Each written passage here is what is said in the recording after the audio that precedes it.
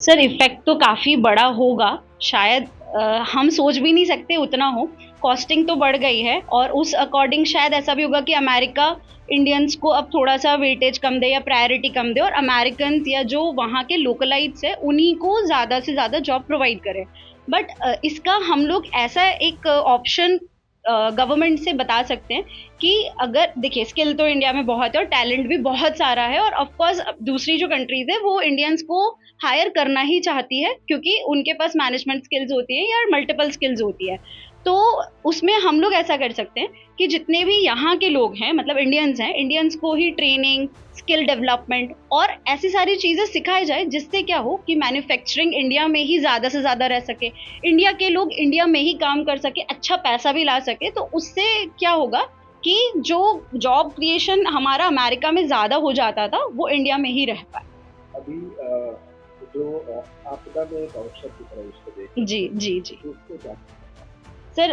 देखिए कोई भी चीज़ होती है, कभी डिज़ास्टर तो होता ही, लेकिन उस डिज़ास्टर को कंट्रोल करने के लिए हमेशा कहीं ना कहीं सॉल्यूशन निकल पाता है। तो वैसा जैसे अभी मोदी जी की गवर्नमेंट है तो गवर्नमेंट से हम लोग ये चीज़ें प्रोटेस्ट यूथ को अवेयर करा सकते हैं कि देखिए आप लोग आईटी या नॉन आईटी सेक्टर्स में भी जो आप लोग अमेरिका जाते थे उन चीज़ों को यहीं पे हम लोग ऑनलाइन ऑफलाइन मोड के थ्रू थोड़ा जो रूरल एरियाज है वहाँ के बच्चों को एजुकेट करके ये सारी चीजें प्रोग्राम चला करके इंडिया में ही वो करे और अपॉर्चुनिटी यहीं पे रह जाएगी। बेसिकली स्टूडेंट पर ही नहीं बल्कि जो भी एम्प्लॉयज़ यहाँ से माइग्रेट हो रहे हैं, यूएस जाते हैं, वर्क करते हैं, उन्हें बड़ी बड़ी कंपनी स्पेशली आईटी सेक्टर में जो बड़ी कंपनी उनको वहाँ पर जॉब देती है, उन पर भी प्रेशर क्रिएट होगा और इंडिया पर तो डायरेक्ट इम्पैक्ट है ही, क्योंकि इंडिया से जितने लोग माइग्रेट होते हैं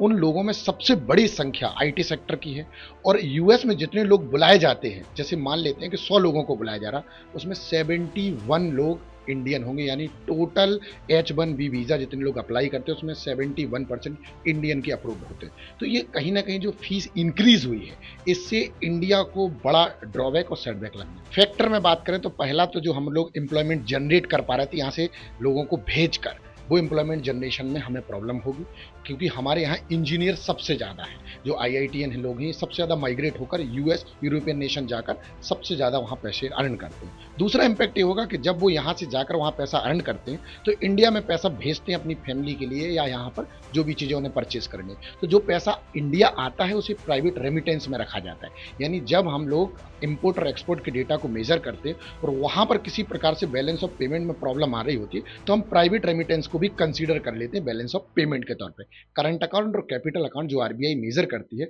उसमें प्राइवेट रेमिटेंस आने की वजह से बैलेंस ऑफ पेमेंट बराबर हो जाता है। और यही प्रॉब्लम देखने को अपने को मिल सकती है अगर इंडियन माइग्रेशन कम हुआ यूएस के अंदर, तो प्राइवेट रेमिटेंस भी गिर जाएगा और प्राइवेट रेमिटेंस गिरने की वजह से बैलेंस ऑफ पेमेंट में बड़ी प्रॉब्लम